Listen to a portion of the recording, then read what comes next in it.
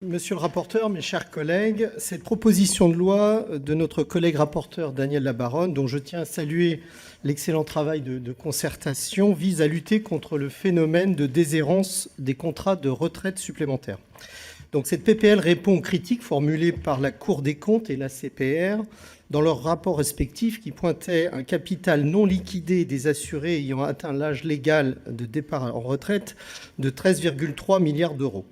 Cette somme, donc considérable, aujourd'hui répartie entre les assureurs et la Caisse des dépôts et consignations, pourrait être réclamée par les bénéficiaires si tout simplement l'information parvenait jusqu'à eux.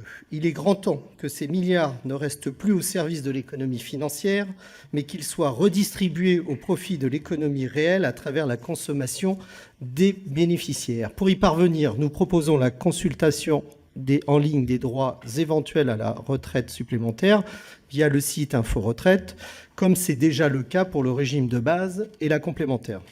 Nous souhaitons également renforcer la communication envers les assurés et aussi l'obligation d'information des entreprises en instaurant un rappel aux salariés au moment de leur départ via le solde de tout compte. Aussi, cette PPL, contrairement à celle du groupe UDI indépendant examinée en janvier dernier, apporte une garantie totale dans la protection des données personnelles en ayant reçu l'assentiment, comme l'a rappelé monsieur le rapporteur, de toutes les parties prenantes autour du comité consultatif du secteur financier. C'est tout l'objectif de notre majorité, permettre une meilleure lisibilité des droits de chacun le plus simplement possible, sans être intrusif, pour in fine un juste retour des primes à la liquidation de la retraite. C'est pourquoi, pour l'ensemble des raisons évoquées, le groupe La République En Marche votera pour cette proposition de loi. Je vous remercie.